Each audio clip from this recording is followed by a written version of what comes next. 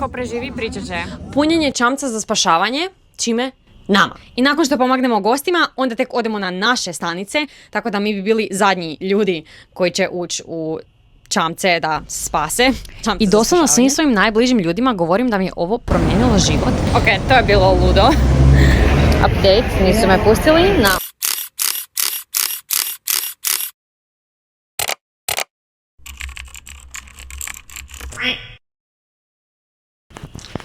Dobar dan ekipa i dobrodošli u jedan slobodni dan radnika na brodu. Slobodni pod navodnicima, zato što sad ujutro imamo drill, sigurnosne vježbe. Sve ću vam pokazati kako izgleda. Ove sigurnosne vježbe su malo drugačije, zato što prvi put radimo punjenje čamca za spašavanje, čime? Nama. Znam da su zadnji put ovo radili prošle godine, tako da mislim da neće biti tako često. Vodim vas sa mnom, pišite mi ako imate ikakvih pitanja. Zadnja stvar što sam htjela reći, pijem vitamine jer ne želiš se razboliti na brodu. Nisam stigla ništa pojesti sad ujutro, a bit će jako toplo. Danas smo u Nassau na Bahamima. Bićemo zgužvani sa 1.000.000 ljudi. Ili 150 koliko već stane u lifeboat. Ali uvijek stave ekipu iz kazališta da ovo radi. Krenimo! Išla sam na totalni no make-up look i želim ovo normalizirati jer ne mogu biti sa šminkom svaki dan. Niti želim, niti mi je to zdravo, niti mi je to ok. Za mene, osobno. I iskreno, kad sam prestala stavljati 3 tone krema za lice mi se poboljšalo i pročistilo, tako da vas deinfluencam, ne koristim nikakve kreme za lice, samo se umijem ujutro i to. I mogu reći da sam dosta zadovoljna, ovo sam nešto onak dirala. I plus, jučer smo imali show onda 2 dana prije toga, tako da kad nemam showove, želim odmoriti facu malo od šminke. Vratila sam se u sobu, ovo je zapravo bilo bolje nego što sam očekivala. Nisam znala gdje će biti čamac, tako da smo izašli svi skupa. Imali smo prvo normalni drill, sigurnosnu vježbu od sat vremena. Na drillovima vježbamo što trebamo napraviti ako brod dođe do poante gdje se ne može ništa napraviti i ne može ga se spasiti i moramo izaći s njega. Tako da vježbamo kako ćemo pomagati gostima, gdje ćemo ih staviti, što ćemo im govoriti. Imamo svako svoju lokaciju.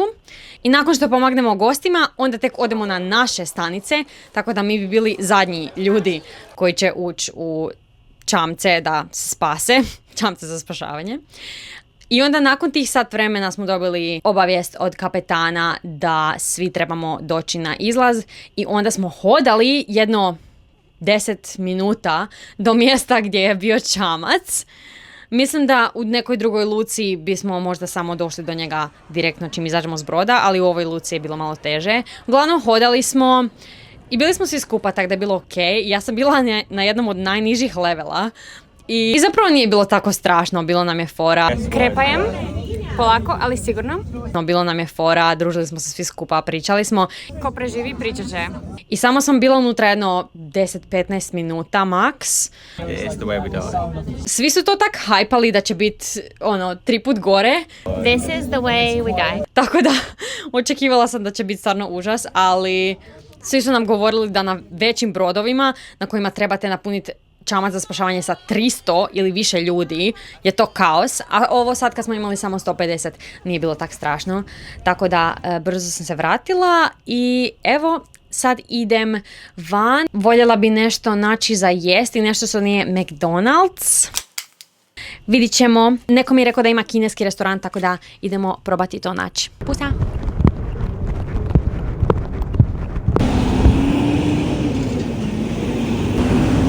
Ok, to je bilo ludo.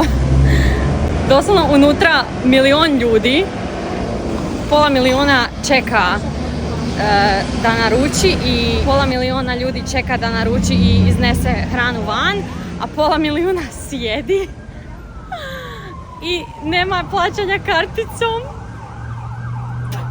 Moram naći nešto drugo.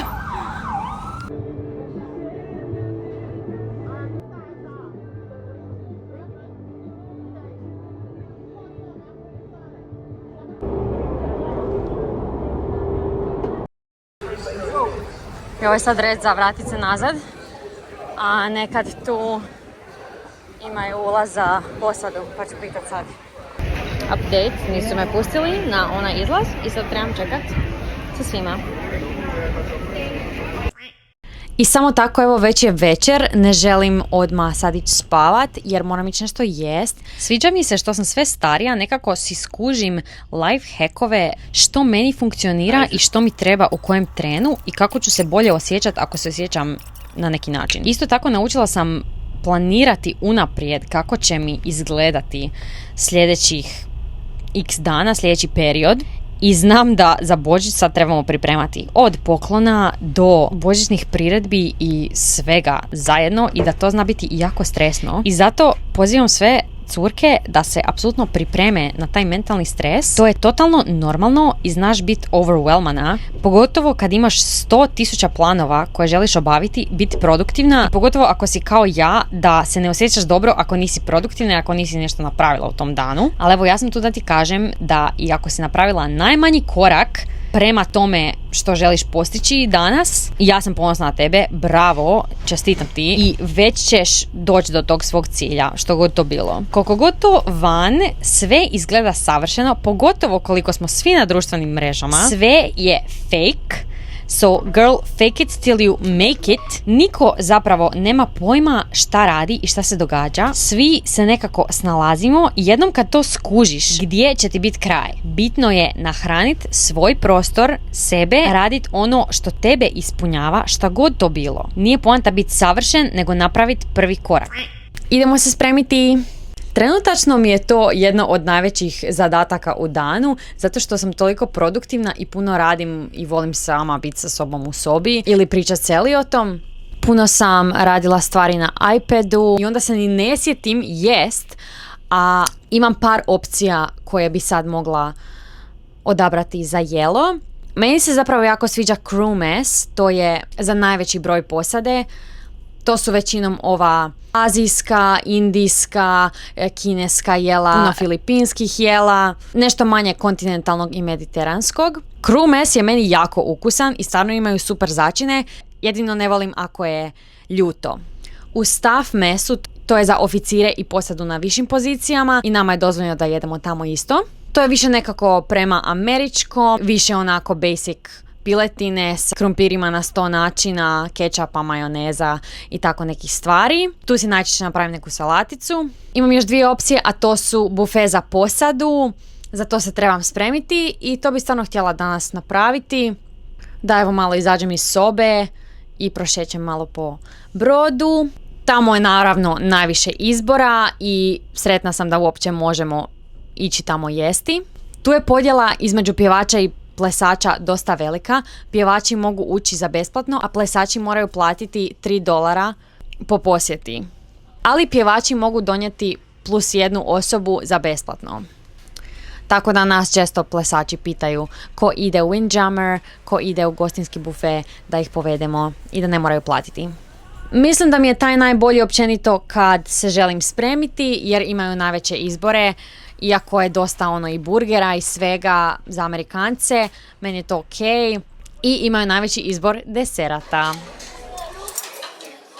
Svega pomalo. Nisam skužila da je danas White Night, a ja u crnom. Ali dobro, šta da radim? Nisam odlučila šta ću, tako da imam sad cijelu hrpetinu hrane.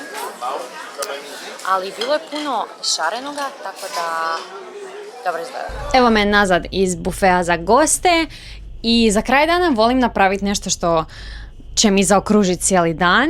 Zabrala sam patkicu.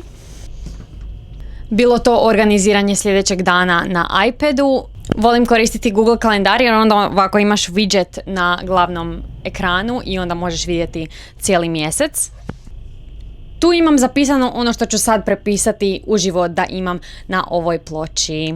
Pitali ste me gdje sam ovo kupila, nemam pojma zato što sam ga dobila, ali zidovi su metalni, tako da ovo je magnet i savršeno mi je.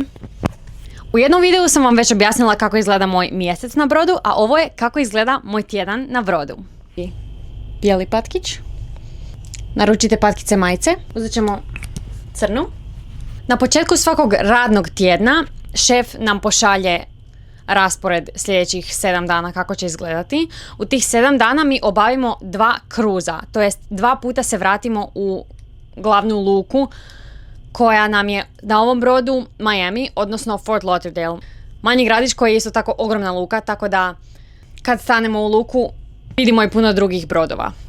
Evo samo da nađem gdje je poslao raspored. Sviđa mi se ovaj 7-dnevni raspored zato što sad napokon mogu koristiti dane u tjednu za koje me prije nije bilo briga. Ne volim kad mi je nedjelja prva, tako da ćemo ju prekrižiti. U glavnoj luci smo na ponedjeljak i petak. FLL, Fort Lauderdale. Kad si na brodu, bilo da krstariš kao gost ili radiš na brodu, brojiš dane po day 1, day 2, day 3, prvi dan, drugi dan, treći dan, a ne ponedjeljak, utorak, srijeda, četvrtak, petak. Ali, zato što je meni lakše, jer mi svaki tjedan izgleda isto, volim se nekako polako vraćati u stvarni život. Pogledajte video na YouTube-u za više o tome. Volim se početi prilagođavati na stvarni život i gledati dane po danima u tjednu. Ponedjeljak, 17. U ponedjeljak smo u luci samo od 6 do 4 i ovaj dan nisam imala ukrcavanje gostiju, to jest bila sam slobodna. Ukrcavanje gostiju znači da trebamo čekirati goste njihovu karticu i da sistem zna da su došli sigurno na brod. Imali smo probu i morala sam očistiti garderobu. Imala sam samo te 2 stvari. Drugi dan je bila Masters inspekcija, zato smo imali čišćenje dan prije. Šove, odnosno predstave, odnosno moj glavni posao, imamo na utorak, četvrtak i subotu. F, Saturday Night Fever, i C, In Concert, i SNF, Saturday Night Fever. U ostalim lukama smo u srijedu, četvrtak, subotu i nedjelju. Nassau, ok. Šta je ovo? Nassau. I onda nedjelja će biti ok. Na dane kad imamo show, imamo i probu ujutro. Ovaj show ne trebamo probu jer nije toliko tehnički zahtjevan. Danas, evo srijeda, smo imali drill, to je sigurnosne vježbe. I zato što smo jučer imali show, danas smo slobodni. Nakon sigurnosnih vježbi imali smo i inspekciju kabina. Sutra smo na privatnom otoku i imamo gym, odnosno fitness class obavezan. I dance class koji je za plesače, ja sam pjevač. Ali možda ćemo tu ubaciti neke probe što se tiče Božića, jer nam to uskoro dolazi i moramo se za to pripremiti. I onda na večer imamo 2 šova in concert. U petak smo opet u glavnoj luci i tu imam muster, odnosno čekiranje gostiju, taj dan. I onda imamo probu. Puno proba imamo u slučaju da se neko razboli, da se znamo organizirati ko će doći na čije mjesto, tako da ne izgleda kao da nešto ne valja. I da publika nikad ne skuži. Ali vi naravno sve znate. I to je otprilike to. Ovo su glavne stavke koje ja imam u svom poslu kao pjevačica na kruzeru. Naravno sve ovisi o kompaniji, dužini putovanja. Naprimjer imali smo duža putovanja od 9 dana na početku ugovora, tako da smo imali 2 šova u tjedan dana. Sad imamo 2, 4, 6 šova u tjedan dana. Sad volim križati ove dane koje smo već prošli. Sutra ćemo vjerojatno imati neku probu za Božić. Često mi i jave doslovno noć prije, tako da uvijek moraš biti na oprezu za neku poruku. I za kraj evo ovo uvijek napravim prije spavanja. Želim vam reći za ovu super stvar koju mi je Elliot dao. Zove se 6 Minute Diary, odnosno dnevnik od 6 minuta. I doslovno svim svojim najbližim ljudima govorim da mi je ovo promijenilo život. Zato što ti u 6 minuta kao 3 minute ujutro, 3 minute na večer, evo šalje obavijest sad u stvarnom vremenu. Šef, evo promjena rasporeda. Dečko je dalje bolestan, tako da ćemo sutra i dalje morati promijeniti malo show da se ne vidi da nekog nema. Radimo stvari za božićni show u 5:30, ćemo probati neke kostime. Cure, donesite sve haljine koje imate, bijelu, crvenu, zelenu ili zlatnu ako imate. Ok, ajde nije puno promjene, ali moraš uvijek biti na oprezu kao što sam već rekla. Uglavnom, povratak na dnevnik. U 3 minute ujutro i 3 minute na večer sam doslovno si promijenila način na koji si gledam svijet. Trebaš dakle ujutro ispuniti zahvalna sam na i onda 3 stvari. Ovo je kako ću danas napraviti super danom. I sad imaš 5 redova gdje možeš napisati kako želiš da ti dan izgleda. I pozitivna afirmacija, na primjer, danas sam zahvalna na svemu oko sebe. Nemam pojma. Moja je, na primjer, bila zaslužujem sve što mi dolazi. I onda imaš onako preslatki quote u sredini.